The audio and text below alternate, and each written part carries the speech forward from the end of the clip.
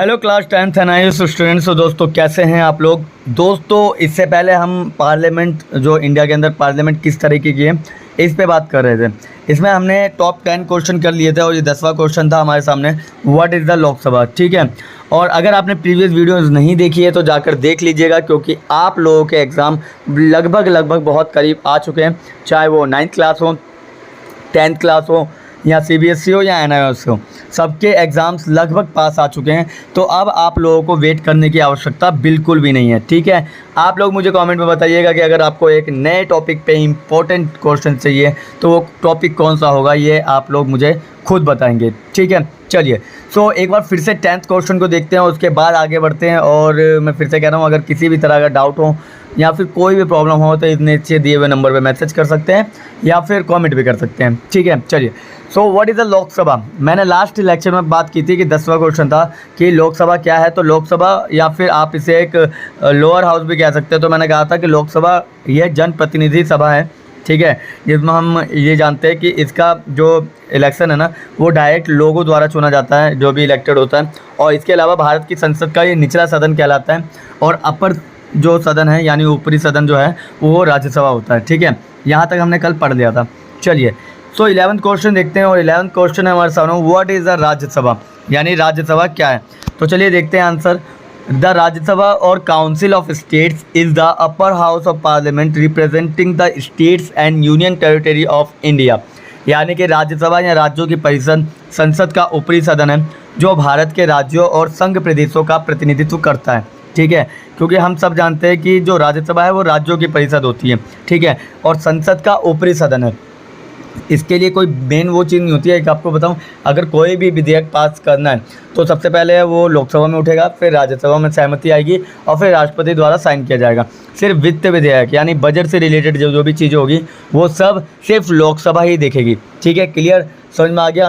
तो राज्यसभा क्या है, अपर हाउस है। ठीक है, अपर हाउस जो भारत के राज्यों और संघ प्रदेशों का प्रतिनिधित्व करता है। ठीक है, अब आपको बता दूं मैं कि लोकसभा के अंदर 545 सीट्स होती है और इसके अलावा जो इसमें होती है राज्यसभा में वो लगभग 248 या 250 के करीब होती है। ठीक है, और आप लोग मुझे बताइएगा कि राज्यसभा का जो वो होता है उप सचिव वो कौन होता है।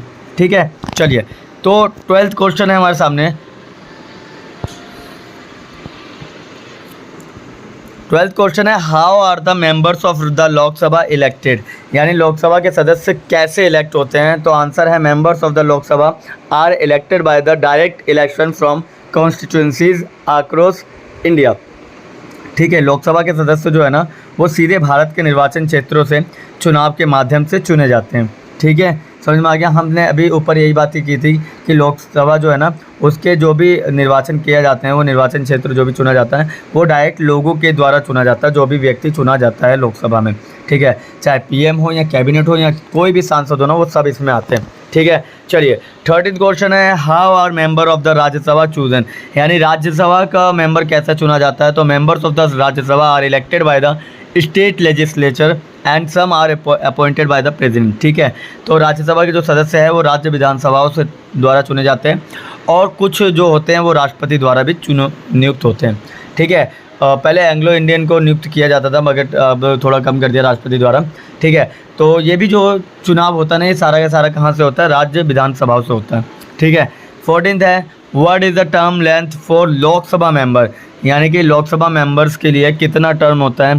तो हम सब जानते हैं लोकसभा मेंबर जो है ना वो सर्व करता है एक 5 ईयर टर्म को सर्व करता है। ठीक है, और जब तक हाउस को डिसॉल्व नहीं किया जाता तब तक वो इस चीज़ को करता है। ठीक है, लोकसभा के सदस्य 5 साल की अवधि के लिए कार्य करते हैं, जब तक कि सदन को पहले भंग नहीं कर दिया जाता तब तक। ठीक है, जब तक सदन को भंग नहीं कर दिया जाता तब तक, और 5 सालों तक कोई भी बंदा अपना कार्यकाल पूरा करेगा जो भी लोकसभा का हिस्सा होगा। ठीक है, चलो सो 15th क्वेश्चन है, what is the term length for Rajya Sabha member, यानी राज्यसभा के लिए कितना ईयर देना पड़ेगा। तो राज्यसभा के सदस्य 6 साल की अवधि के लिए कार्य करते हैं, यानी Rajya Sabha members serve a term of 6 years with 1/3 of members retiring every 2 years. ठीक है, यानी कि राज्यसभा के सदस्य 6 सालों की अवधि के लिए कार्य करते हैं और जिसमें हर 2 साल में 1/3 सदस्य सेवानिवृत्त होते हैं।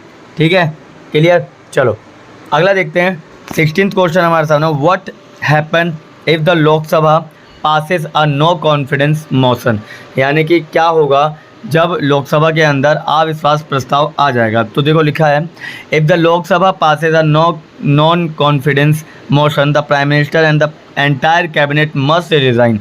यदि लोकसभा अविश्वास प्रस्ताव पारित हो गया तो प्रधानमंत्री और पूरी कैबिनेट को इस्तीफा देना पड़ता है एक साथ में। ठीक है, चलिए। तो और जब तक आप विश्वास नहीं ले आते तब तक क्या होता है, तब तक आपको उस सीट पे दोबारा बैठने नहीं दिया जाता है। क्लियर क्लियर समझ में आ गया। चलो, तो 17 क्वेश्चन है, what is a confidence motion, यानी विश्वास प्रस्ताव क्या है।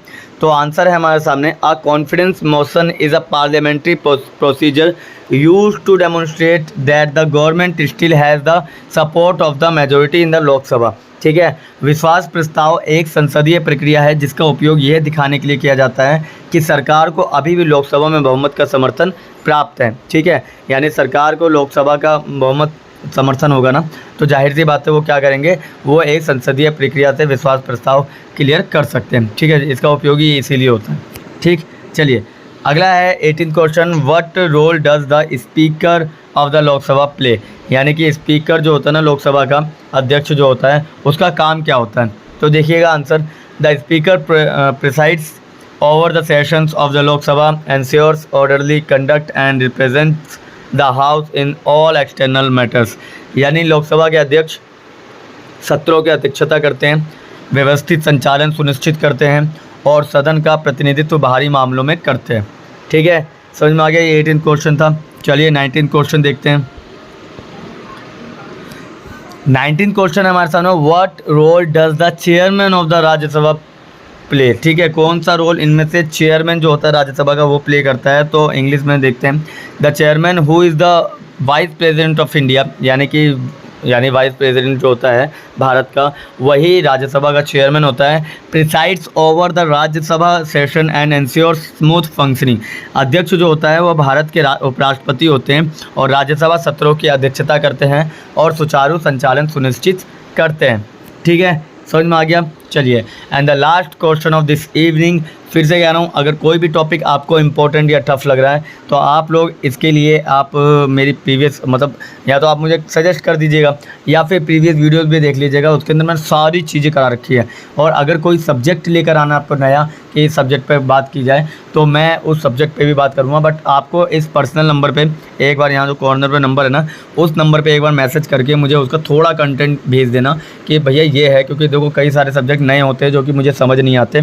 ठीक है, अब उस पर मैं क्या आपसे डिस्कस करूँ। ठीक है, तो आप लोग मुझे पर्सनल मैसेज करके, जैसे कई बच्चे अभी इकोनॉमिक्स के लिए बोल रहे हैं, ठीक है, तो इकोनॉमिक्स वाले आप ये कॉर्नर पे नंबर पे दिए हुए पे मैसेज करें व्हाट्सएप पे और मुझे एक बार बुक की फ़ोटो सेंड कर दीजिए ताकि मैं कंटेंट बनाना स्टार्ट कर दूँ। ठीक है, चलो, तो लास्ट क्वेश्चन है, how can a bill become law in India, यानी कि कोई भी बिल जो है वो भारत में कानून कैसे बनता है।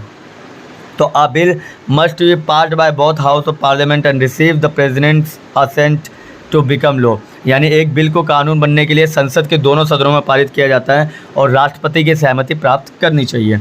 ठीक है, तो ये थे आपके टॉप 20 MCQ क्वेश्चन जो कि पार्लियामेंट से कनेक्टेड थे। 10 हमने कल किए थे और 10 आज की वीडियो में किए थे।